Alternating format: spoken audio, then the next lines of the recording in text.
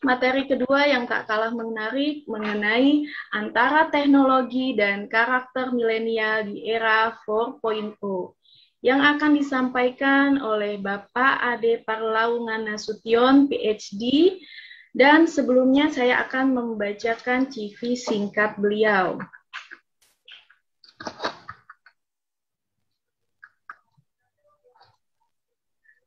Beliau lahir di Kota Pinang pada tanggal 6 Agustus 1968.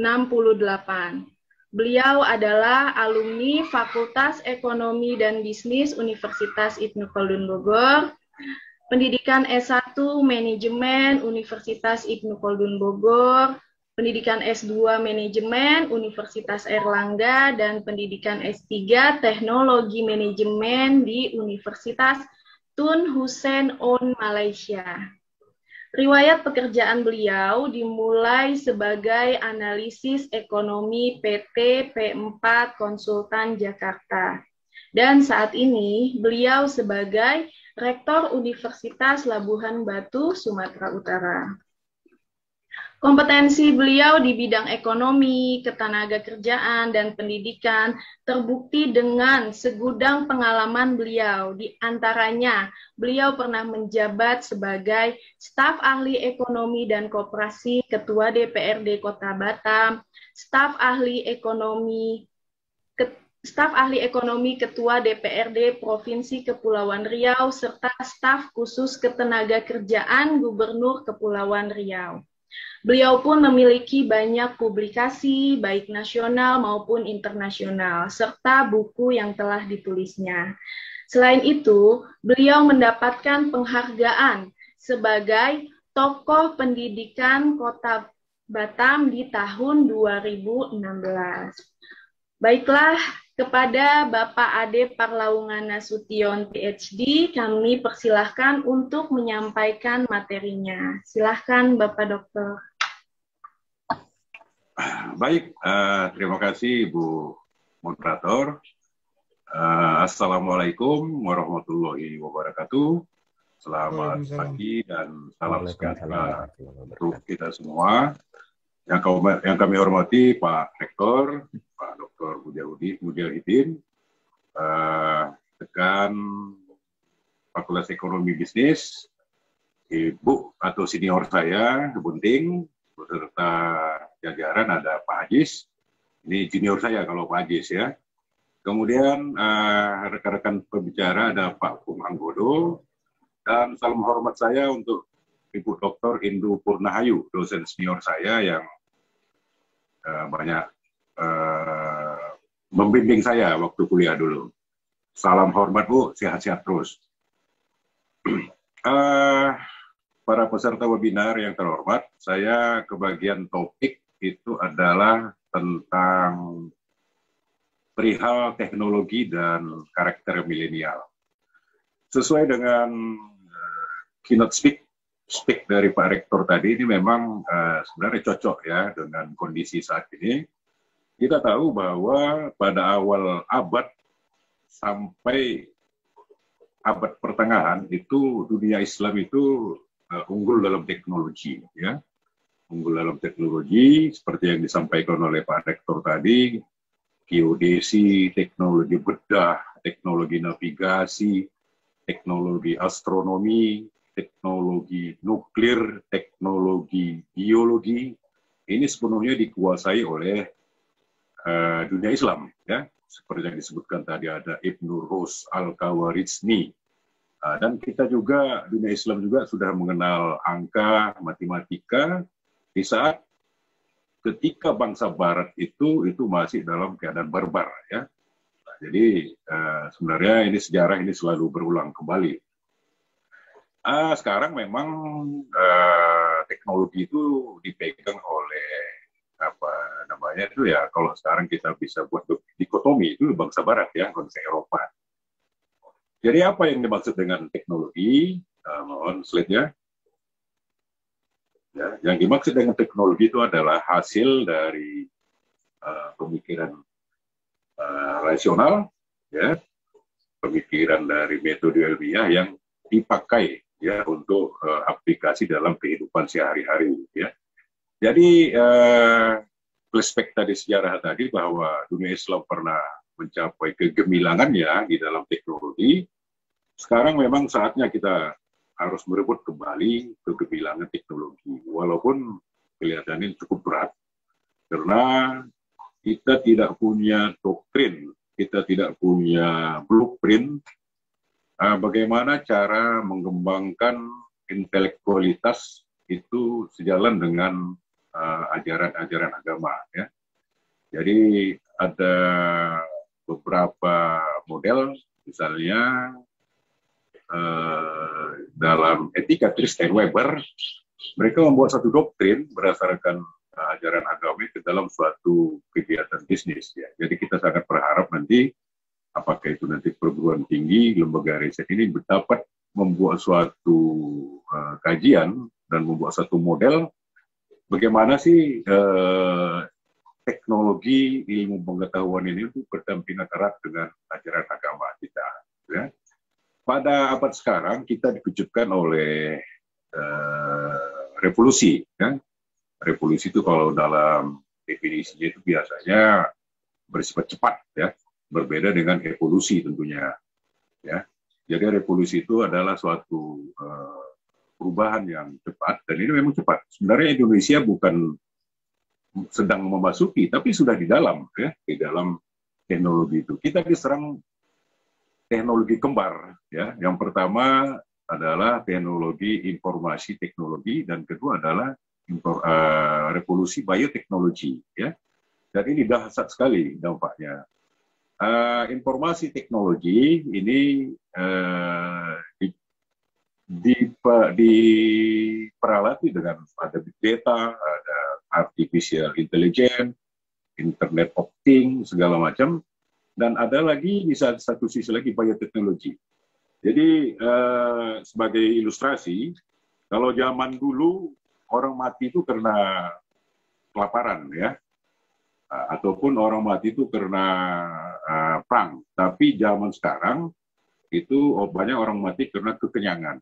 Kenapa? Karena supply dari bahan makan itu berhasil melalui revolusi bioteknologi yang dibantu dengan teknologi informasi. Ya. Jadi sekarang kematian itu bukan lagi karena kelaparan, bukan lagi karena perang, tapi karena ya, kekenyangan dan terakhir sekarang itu adalah wabah, ya, wabah. Itu pengantar pertama saya. Jadi ada beberapa hal yang kita akan bahas, yaitu teknologi itu apa, dan ini sudah saya sampaikan bahwa kita sudah masuk di era teknologi 4.0 kalau di Indonesia, kok di negara lain itu sudah ada 5.0, 6.0. Banyak tantangan-tantangan, banyak tantangan-tantangan yang kita hadapi, ya, di dalam teknologi ini. Apalagi sekarang kita tahu bahwa kita itu adalah follower dari teknologi. Semua kelebihan dari revolusi industri ini kita hanya sekedar follower, ya. Seperti data, misalnya big data itu ada sekelompok yang mengendalikannya. Kemudian untuk bioteknologi juga ini kita belum dapat memakai secara gratis, ya, itu masih dibayangi oleh haki.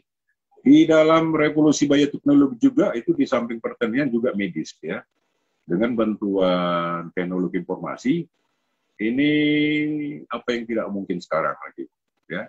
Kalau misalnya dengan bantuan teknologi informasi, dengan big data, dengan data yang sumber informasi yang begitu deras, begitu banyak, saking banyaknya kadang-kadang kita bingung, itu dengan mudah kita bisa mengambil suatu keputusan apakah itu dalam dunia medis, dunia pertanian, dan apakah dunia rekayasa, genetika, ya.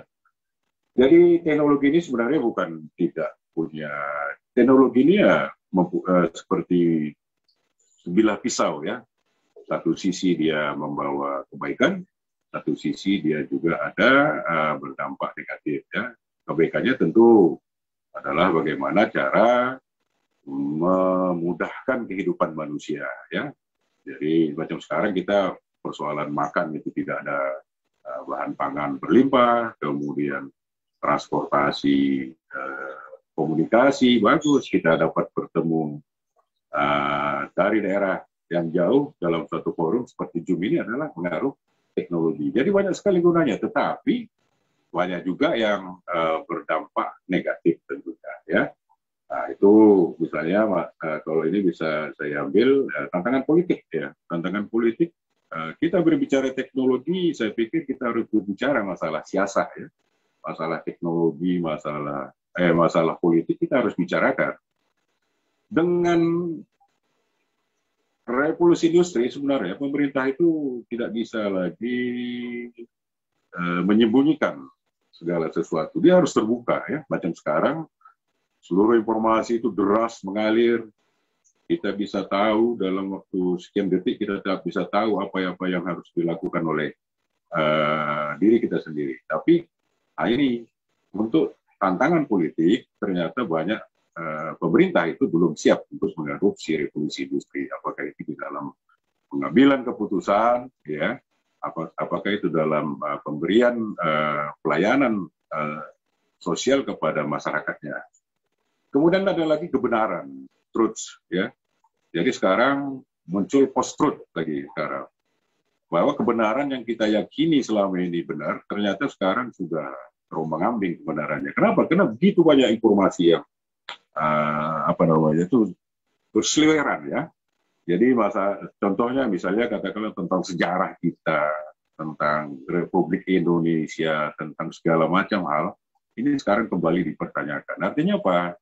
Ini akan membuat banyak dampak negatif, ya, bisa saja nasionalisme juga, kemudian fight atau keyakinan kita juga ini diuji kembali, ya kan? Makanya saya sepakat tadi dengan Pak Rektor tadi bahwa ajaran agama ini, terutama dalam Islam ini sudah sempurna, ya. Islam itu tetap mengadopsi pembelajaran 4C, ya, yang diadopsi dipakai dalam abad 21, yaitu kalau 4C itu ya critical thinking atau berpikir kritis, kreativitas, ya, kolaboratif, dan komunikatif. Nah, ini memang harus pengetahuan yang harus dimiliki oleh milenial, di samping tentunya pengetahuan kognitif, ya. Ini ada pengetahuan personal dan pengetahuan sosial yang harus dimiliki oleh milenial. Dan ini tidak ada pertentangan, saya pikir, dengan ajaran Islam, ya. Ajaran Islam tidak melarang orang-orangnya itu berpikir kritis. Seperti kita ketahui sejarah Al-Khawarizm itu cukup kritis bagaimana membentuk pola-pola berpikiran di dunia Islam, ya. Itu banyak tantangan-tantangan, terus ada lagi ketahanan juga, ya, termasuk nasionalisme, ya. Budaya tentunya ini juga akan berpengaruh dilanda disrupsi dari teknologi informasi ini. Next. Kemudian ini teknologi tadi, inilah kelebihannya dan keuntungannya tentunya. Tapi ada beberapa hal lagi yang sampai sekarang itu kita belum bisa untuk untuk bisa membuat suatu pikiran kita rasional, ya. Seperti banyak kasus misalnya dengan kemenangan Donald Trump di Amerika ini membolak-balikkan rasionalitas kita, ya. Apa mungkin seorang fasis itu dapat menang jadi presiden, ya? Ternyata teknologi informasi ini belum tentu membuat suatu orang itu lebih rasional, ya. Nah, sekarang Donald Trump itu paling dikenal sebagai antitesis dari teknologi informasi, ya. Kemudian equality, ya. Nah, kita sekarang tidak equal lagi. Bagi orang, terutama Indonesia, saya pikir kita dari jumlah penduduk kita 260 juta, ini kita belum siap untuk equal, untuk bisa duduk sama seperti dengan bangsa-bangsa lain, karena ada gap, ada jurang yang cukup dalam, baik itu infrastruktur maupun pemahaman tentang teknologi informasi ini. Di samping juga ada jurang pendapatan yang begitu besar, baik itu antara wilayah, antara provinsi, antara bagian-bagian dari Indonesia. Ya. Kemudian kekecewaan ya, tentu banyak kekecewaan. Ya. Apalagi kalau Indonesia ini kan 260 juta penduduknya ya, yang terdiri dari banyak pulau, kemudian dengan struktur pendapatan, struktur sosial yang sangat jauh berbeda, tentu ini akan menimbulkan kekecewaan. Ya. Makanya kita lihat sekarang, pemerintah Indonesia itu banyak ke timur sekarang.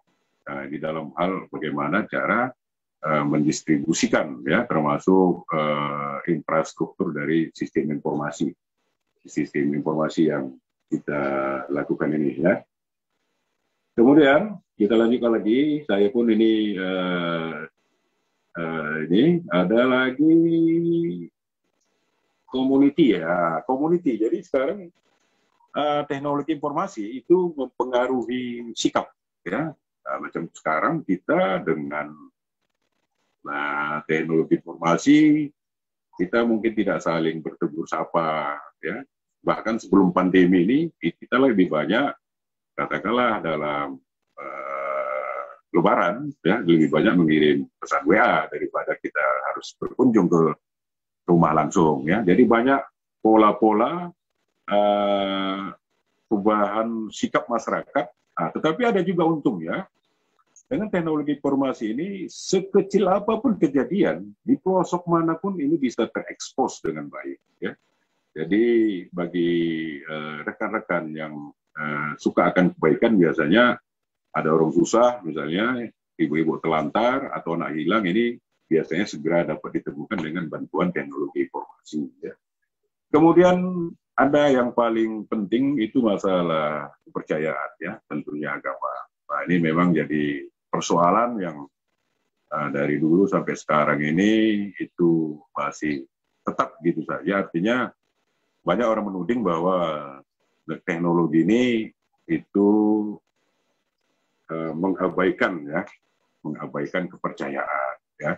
Padahal tadi Pak Rektor sudah jelas tadi ya, di dalam speak-nya tadi ada diagram, ada cukup mengatakan bahwa sebenarnya tidak ada pertentangan antara teknologi dan agama, ya. Cuman itu bagaimana cara melakukannya ke dalam masyarakat, ya.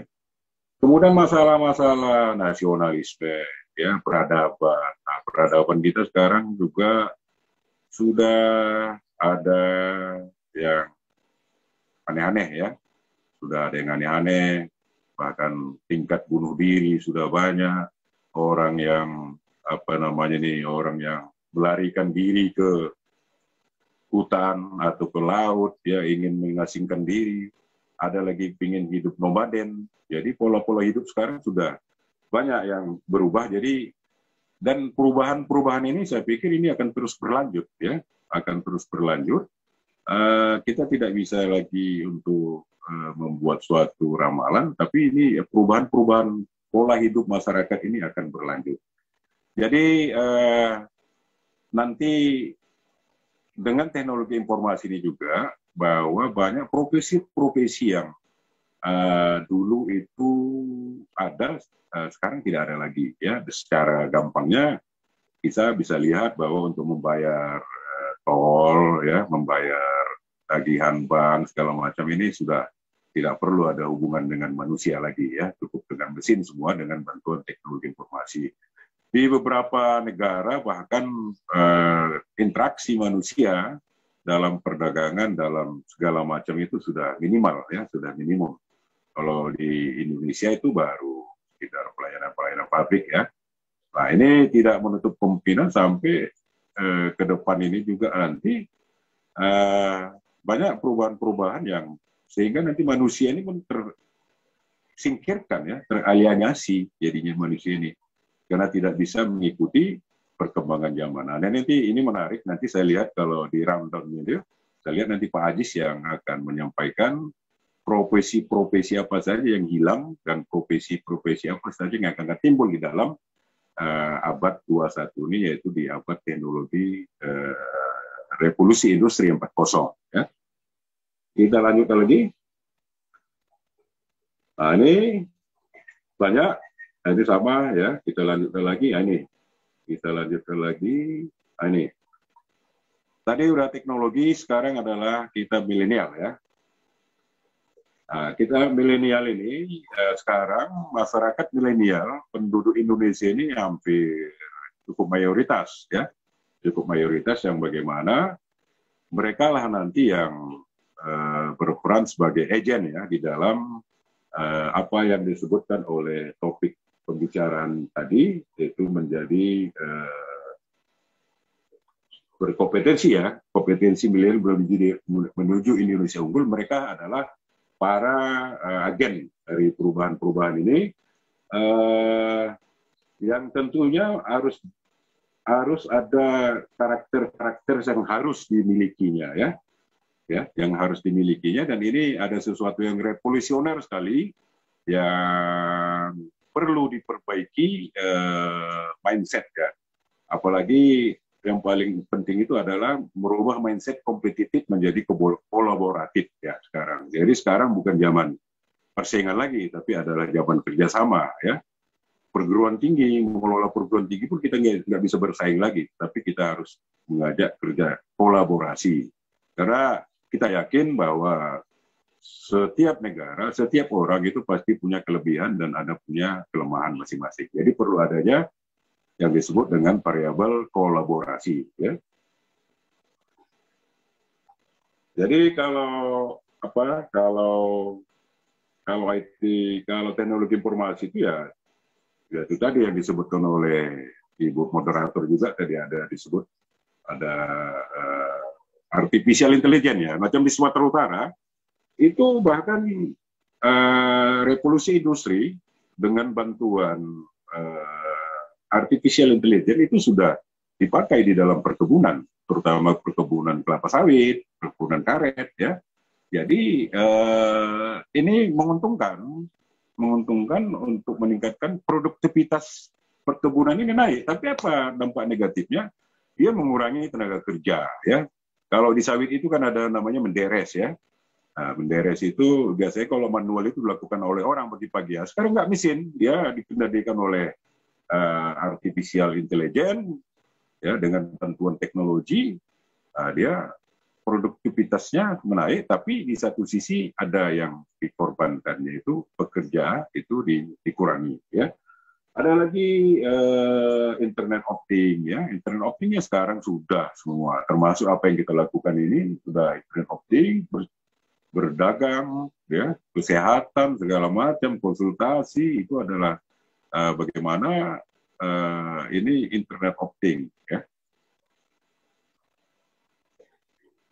Jadi ada beberapa karakter-karakter yang harus dimiliki oleh milenial, yaitu ini mohon ke slide langsung ke karakter milenial karena kita lebih suka diskusinya. Yang pertama adalah technologible, ya. Jadi fasih teknologi. Nah, jadi fasih teknologi ini ya bukan hanya sekedar buka Facebook, ya, bukan hanya buka Twitter atau Instagram, nah, ya, tapi dia minimal bisa desain, ya, bisa programming sedikit.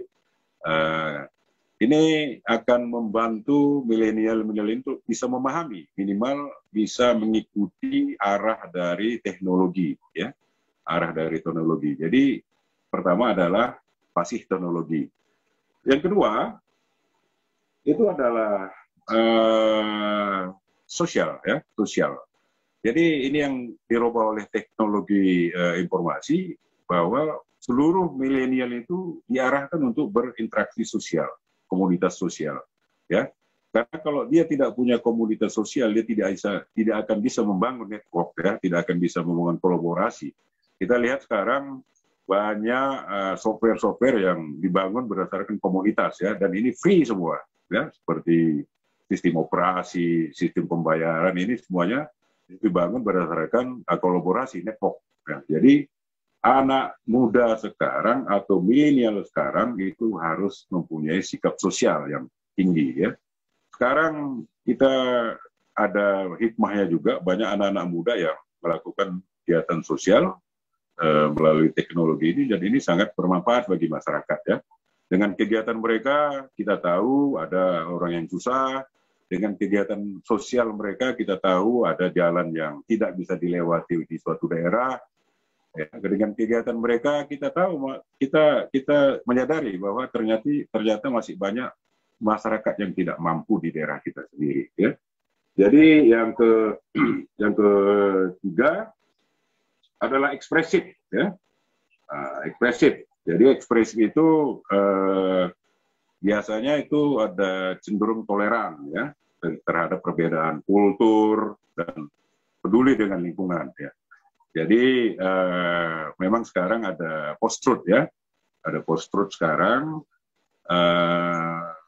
Toleran itu menjadi suatu barang yang mahal sekarang, ya. Jadi tapi mudah-mudahan dalam webinar ini kita berharap milenial sekarang itu harus ekspresif untuk menunjukkan toleransi dan kepeduliannya, apakah itu terhadap warga dunia lainnya, agama yang lainnya, suku yang lainnya, dan kepentingan lainnya. Nah, ini yang paling nomor 4 ini adalah yang wajib dimiliki oleh kalangan milenial sekarang, kemampuan yang multitasking, ya. Multitasking ini bisa melakukan banyak tugas dalam satu kesempatan, ya. Bisa membaca sambil menonton, sambil menulis, segala macam. Nah, ini memang harus kita latih sekarang, ya. Kita jangan kalah sama ibu-ibu, ya. Ibu-ibu macam istri saya itu multitasking. Dia supir, dia pegang keuangan, dia masak, dia perawat, segala macam. Kita jangan kalah sama ibu-ibu, ya. Jadi kaum milenial itu harus menguasai namanya keterampilan atau kemampuan multitasking, ya. Multitasking. Dia harus bisa berpikir cepat, ya, membaca, bekerja, menulis, menonton, menganalisis, dia harus mampu. Karena kalau tidak memiliki kemampuan multitasking ini akan semakin susah, ya. Kemudian yang kelima, ya, ini fast switcher. Jadi cepat berpindah dari satu pemikiran atau pekerjaan lain ke yang lainnya. Jadi memang ini ada paradok dengan Jepang, ya. Kalau Jepang itu dia pekerjaan itu hanya satu tempat, ya, long life working, ya. Tapi kalau di karakter milenial ini memang diharapkan dia cepat berpindah pola pikirnya, dan ini yang memang diharapkan. Kenapa? Karena perubahan teknologi informasi ini cepat, ya. Cepat. Kemudian yang keenam, sharing, ya. Sharing, senang berbagi, apakah berbagi informasi, berbagi pengetahuan, berbagi rezeki, ya. Sekarang bahkan ini kalau kita lihat di komunitas-komunitas di luar, mereka kolaborasi antar berbagai negara, antar berbagai agama, antar berbagai suku, ini berbagi. Dan saya pernah baca suatu buku itu, bahwa berbuat baik dan berbagi itu justru mendatangkan keuntungan perusahaan, ya. Apakah itu mendatangkan perusahaan maupun swasta. Dan ini sesuai dengan ajaran Islam, ya, bahwa semakin kita berbuat baik itu semakin mendapatkan ridho ataupun rahmat, ya. Kemudian yang senang berbagi. Saya pikir itu saja yang kita bahas. Nanti kita akan diskusikan. Yang jelas tadi kita sudah mengerti bagaimana teknologi itu dimulai, dan teknologi itu sebenarnya bukan barang baru, ya. Dan saya ulangi lagi bahwa dunia Islam itu telah dengan gilang gemilang itu sudah mengaplikasi teknologi dalam dunia Islam, ya. Dan karakter milenial, kemampuan milenial itu yang wajib dimiliki, itu sudah saya sampaikan. Dan ini memang agak susah untuk itu dirubah, karena pola pendidikan kita selama ini, baik itu di sekolah dasar, menengah, ya, sampai perguruan tinggi, kita lebih banyak mencocoki informasi-informasi, ya. Padahal Informasi sekarang itu sangat-sangat banyak sekali, tapi kita lupa kadang-kadang bagaimana cara mengajari, ya, bahkan saya termasuk mungkin generasi yang mencocoki informasi, ya. Tapi kita lupa kadang-kadang bagaimana cara kita mengajar anak-anak itu bersikap kritis, ya, bersikap kritis, dan bagaimana cara kreativitas dan berkolaborasi dengan siapa saja. Mungkin itu pengantar dari saya untuk materi ini. Kita akan lanjutkan dengan diskusi nanti. Saya berharap ini kita bisa diskusikan. Demikian Bu Moderator, billahi taufik wal hidayah. Wassalamualaikum warahmatullahi wabarakatuh. Assalamualaikum warahmatullahi wabarakatuh. Terima kasih kepada Bapak Dr. Ade Parlaungan atas penyampaian materinya yang begitu menarik. Wah, kita semakin nggak sabar ya menantikan materi selanjutnya agar semakin lengkap pengetahuan kita mengenai tema dalam seminar ini.